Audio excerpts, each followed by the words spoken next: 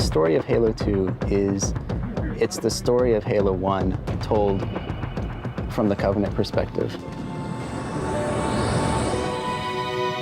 Halo's story is one about salvation. It's a story of warriors with not a lot of options who have their backs up against the wall. How much further must we heft this baggage? In Halo 1, we focused on the humans' perspective, their fate at the hands of the Covenant, but we never really got too much into the Covenant side of the story itself.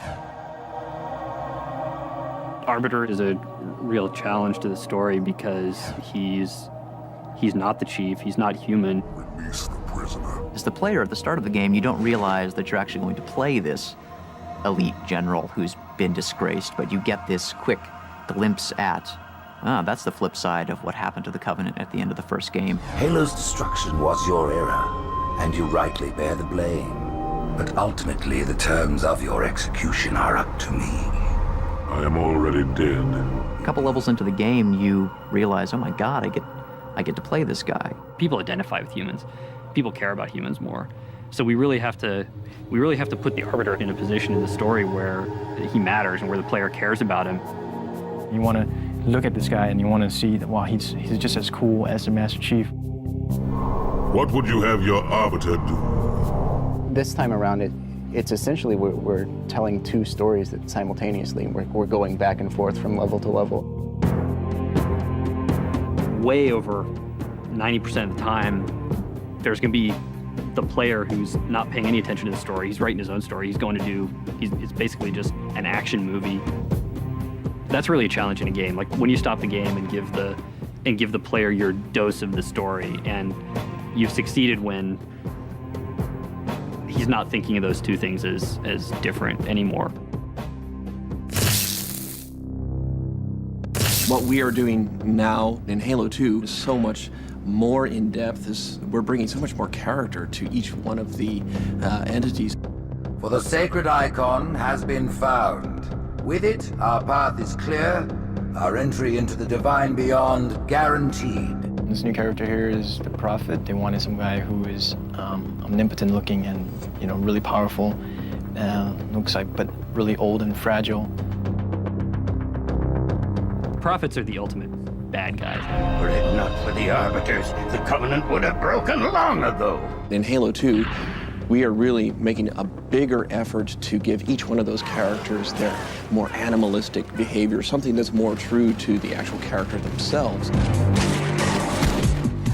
He's just this big, brutish guy who is just, you could probably equate him to, a really badass biker you met in a bar and crossed the wrong way. Brute is more of a combination of a gorilla type like face, and he's got a skin of a pachyderm. The Mohawk. We were trying to think of a way to distinguish the Tartarus from the rest of the pack, and main bad guy in Gremlins 2 had a giant white Mohawk, and that worked extremely well. Everybody realized, who was the boss. I like him. I like him a lot. I think he's a cool character. I think Tartarus is someone who you really will, at the beginning, trust a little bit, but then end up loathing, and I think putting a bullet in his head is going to be extremely satisfying for people. Now would be a very good time to leave. The Chief was extremely robotic. In Halo 1, I've made him a much more, not sappy, emotional character, but show some cracks in his armor. Explain a little bit more about his relationship with Cortana. Apologize, but we're going to have to make this quick. You look nice. Thank you. And his relationship with another character, Miranda, who we're introducing, the daughter of Captain Keyes from the first game. Commander Miranda Keyes. This is a much more human story. Smile. What's it? Well, we still got something to smile about. Master Chief, pretty much the consummate professional. Does his job, walks off, doesn't even get the girl. He's that cool. He doesn't need her. Your pal.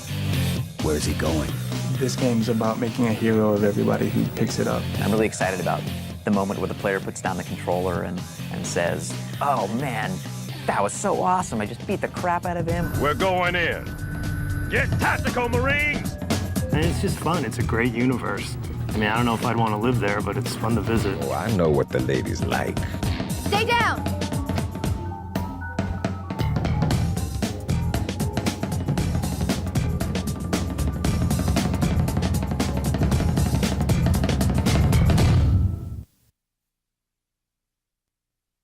The loss of one of the sacred rings racked our hearts with grief. Putting aside our sorrow, we renewed our faith in the prophecy that other rings would be found, and see how our faith has been rewarded. Halo! In Halo 2, we've got a much bigger story to tell, and this story takes place in a lot of different places. We're going to send the player on this galactic romp from the ruins of Halo to the Prophet's homeworld, High Charity, to these amazing Forerunner facilities in the atmospheres of planets. The player is going to transition from mission to mission, from one unexpected place to the next. There is no doubt the storm will strike the facility. We start out with a sheet of paper and just try to generate ideas. What are the cool things that could happen on this mission? We'll bang our heads against the whiteboard and we'll call each other assholes, and that's crazy, and we can't do that, before we cobble together some unified plan which is going to work for the entire level. There's all this sort of high-level stuff. When you get into building it, you gotta have good encounters. You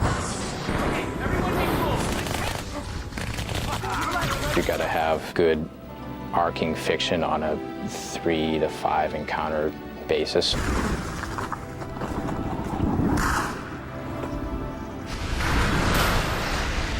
At some point, you'll get a surprise twist that sends you off in a different direction, and then it's got a really cool finale. Oracle, what is Halo's purpose? It's building an encounter that always keeps people thinking. It's a pretty big challenge. Is there anything actually going on in the room before I get there? Are guys just sort of patrolling? Is there another fight going on? You know, or Flood gonna bust through? There's a lot of tricks you try and employ. We want the player to feel like they're choosing to go in a direction even when we're forcing them to. We guide the player with texture, with lighting, with AI, with sound. We obviously want to make it so that there are multiple paths through this space. Every single one of those areas had to be modeled by an artist. I mean, there's someone went in there, and for every single wall you see, every single floor, every single light, every single piece of glass, like there was an artist there. Someone had to go through and make all that. What I like most about Halo is that we don't build encounters and our AI doesn't act in a way that is very predictable. So AI stands for artificial intelligence. Artificial intelligence is simply the discipline that tries to simulate intelligent processes. What we're literally doing is taking these characters and we're writing a piece of software that acts as their brain. It really is all about, when this happens, do this. When this other thing happens, do this. That's a lot where the designers and artists step in, is deciding, well, we have all this cool technology, how are we going to use it? And how are you going to create this experience that the player can understand, that when, he sees a certain type of thing, that if he shoots it, it's going to blow up and he's going to be able to destroy it and pass through it.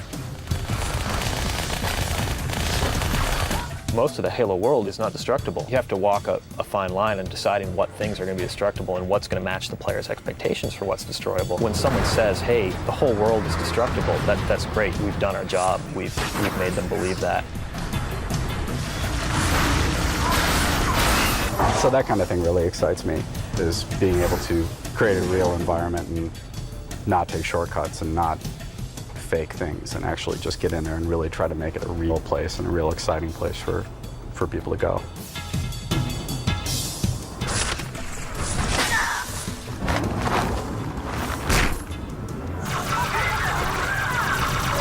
If you can set it up so that each new situation is a problem that the player has to solve, he can do that over and over and over again. All the events that we're trying to create, we just want people to feel like they're the only ones in the context of this game that could do what they're doing. It's all about you saving the universe. Again.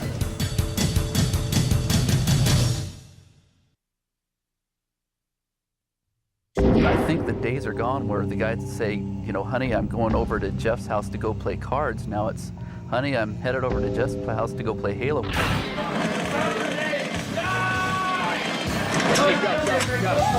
Multiplayer is a little different because it's more like a sport in that you're, yes, the game is there, but it's basically helping you compete against your friends. You essentially get to rage against each other, and this crazy combat world. It's always fresh. Your opponents are always new, and they are always adapting. Super addictive. We played it every single night for 1 year. We actually kind of went out on a limb with Halo 2. We've designed each one of our multiplayer maps so they fit within the single-player settings. So you could look at any of our maps and you could say, wait, I know that location.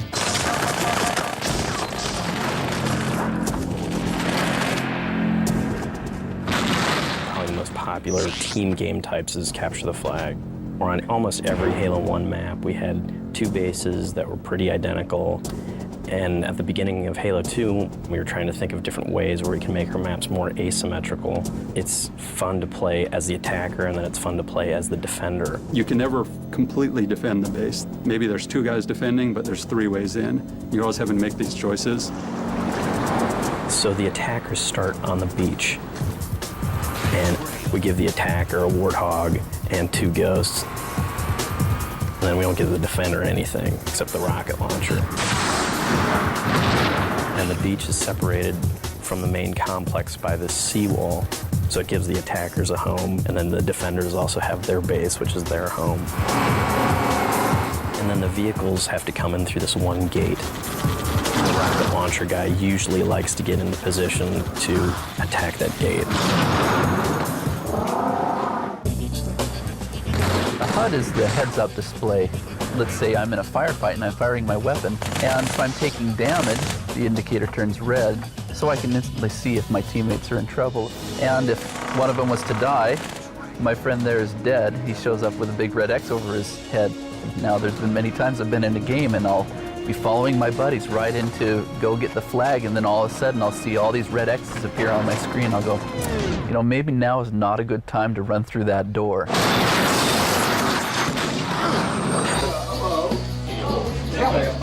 Everybody likes to go to their buddy's house and, you know, order pizza and get something to drink and wipe the Cheetos off your hands and jabbing each other and calling them names.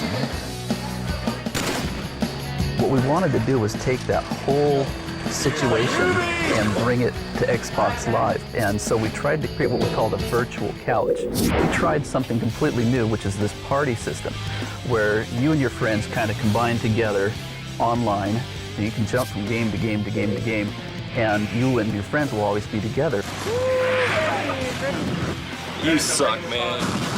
Watch your back, watch your back, watch your back. It was really amazing to get online for the first time when there were a bunch of people online and just press the button that said, I want to play, go find me some other people that want to play and choose a game type that's pretty cool and just stick me in it as fast as you can. And to have that process happen in like 5 seconds was really incredible. Guy on our base, go up, Rocket Man. Lots of them. Right fail, man, find someone. Proximity voice. You can get close to somebody in a game and talk to them, and only that person can hear you. Nice grenade toss, though. Proximity voice is going to make us gods. There's nothing like running up to somebody and killing them with the energy sword, and then 2 minutes later they kill you, and then they're standing over your body saying, "Eat it! How did you like that? See, this is my sword." You're just an anonymous nobody unless we build ways for you to create an identity for yourself there.